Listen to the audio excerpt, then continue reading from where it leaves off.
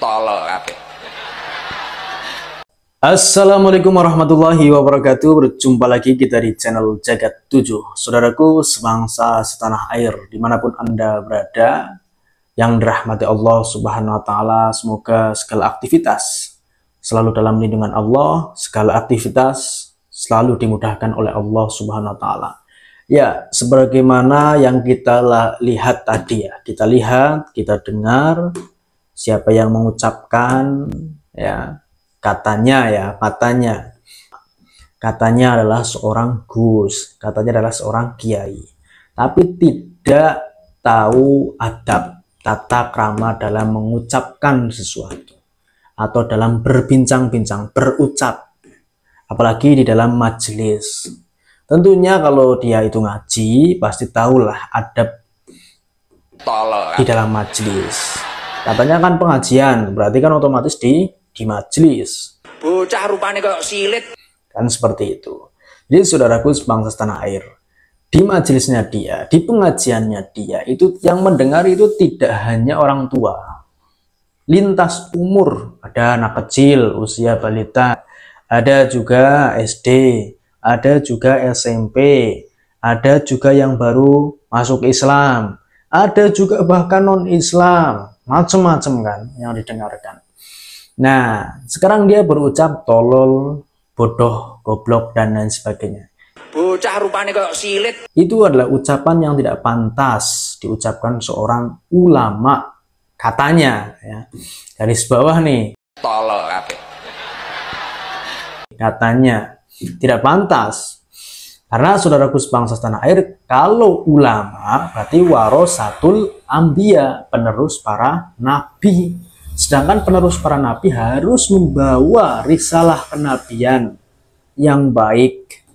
Semuanya dari mulai tutur kata, kalimat, ya, kemudian tingkah laku, berucap, dan lain sebagainya. Harus diusahakan sebisa mungkin seperti Nabi. Nabi pernah berucap ya bahwasanya kalau tidak bisa mengucapkan yang baik, lebih baik diam. Ucapkanlah yang baik, kalau tidak bisa diam. Artinya harus kita memilih berucap yang baik. Itu dipakai untuk semuanya. Baik itu oleh tidak santri atau oleh santri, oleh kiai dan sebagainya, itu harus diterapkan. Kemudian bahwasannya ucapan yang baik itu adalah sodako. Jelas ya. Jadi ucapan yang baik adalah termasuk akhlak. Ini mencerminkan daripada isi akalnya.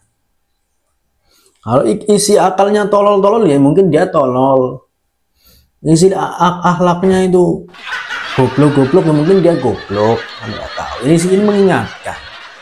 Jadi sesama Islam, sesama Muslim adalah saudara. Kita saling mengingatkan satu sama lain. Apalagi Mas Ikdam adalah katanya seorang ulama ya, yang sudah dijunjung oleh masyarakat, penyampai ilmu baginda Nabi Muhammad SAW. Setiap majelisnya juga membaca kitab. Walaupun nggak tahu ya kitab terjemahan atau bukan, nggak tahu. Sekarang kan banyak kitab terjemahan ya. Kitab terjemahan itu kan banyak di aplikasi maupun di manapun. Nah itu banyak di internet, cari juga banyak. Mau kitab apa Fathul Qorib terjemah juga ada. Jadi kita belum bisa memastikan Mas Ikdam ini bisa baca kitab atau tidak. Kita belum bisa memastikan.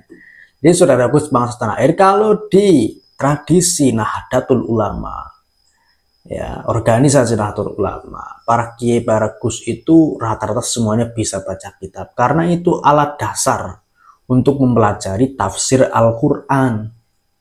Nahwu shorof menjadi alat untuk mempelajari tafsir Al-Quran, untuk mencari makna, untuk mempelajari supaya tidak salah makna dan lain sebagainya. Itu alat, menjadi dasar di pesantren.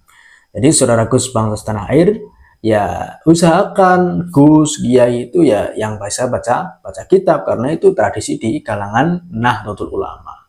Gak tahu kalau di kalangan organisasi lain. Kembali kepada ucapan yang tidak pantas tadi. Jadi itu semuanya didengar oleh umum ya. Ucapan-ucapan dia didengar oleh umum. Kalau berucap baik ya didengarkan dengan baik oleh umum. Kemudian nanti bisa dicontoh.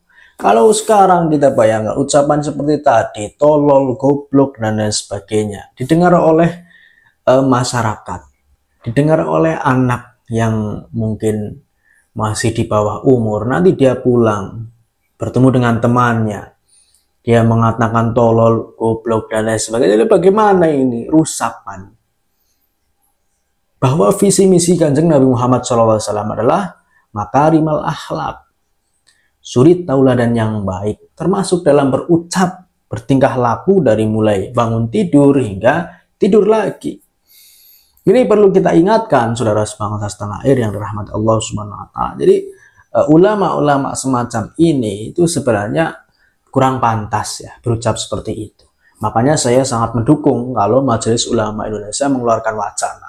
Semoga juga menjadi suatu pembuktian yang nyata bahwasanya para pendakwah itu harus diberi sertifikat, syarat-syarat untuk berdakwah, mimbar-mimbar ya, dan lain sebagainya diisi oleh ulama-ulama yang kredibel, yang sudah membidangi keilmuannya, yang sudah diuji akhlaknya, yang tidak berpotensi melakukan hal-hal yang tercela, termasuk ucapan yang kotor.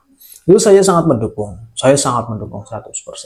Jadi saudaraku sebangsa tanah air, adanya ucapan-ucapan kotor, kita kan sudah diberikan pelajaran kemarin kan ada ulama itu yang gondrong mengucapkan goblok dan lain sebagainya. Ini untuk pelajaran. Kalau mau berdakwah dengan anak jalanan, ya kita sudah diperingatkan lah oleh Gus Asli, Gus Tuba. Awasnya kalau metode dakwahnya Gus Tuba itu sebenarnya bagus. Dia ingin berdakwah kepada anak jalanan, ya di jalanan, tertutup, tidak diupload ke medsos. Kalau sudah diupload ke medsos, itu sudah ranah umum, publik sudah ranahnya. Kalau di tempat yang tertutup, kumpulkan anak-anak yang khusus, anak jalanan, dibedakan, memang harus seperti itu. Karena mungkin dia ingin menyentuh hati anak-anak jalanan itu dengan sikapnya yang hampir mirip ya, dimirip-miripkan. Misalkan dia ingin berkata kasar dan lain sebagainya supaya mirip dengan anak-anak jalanan, itu sah-sah saja dalam hal untuk berdakwah. Tapi kalau diucapkan di dalam di umum ya, yang dimana masyarakat sudah mengetahui bahwa itu tidak baik diucapkan, ya tidak bisa. Ya, ini metode-metode seperti ini memang agak sulit ya. Makanya jangan dicampur adukan antara anak-anak yang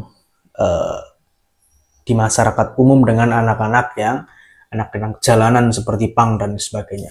Gus Tuba mengatakan ya kalau berdakwah ya di jalanan itu supaya apa? Supaya tenang, mau menyampaikan dengan kasar, mau menyampaikan dengan apa, tenang.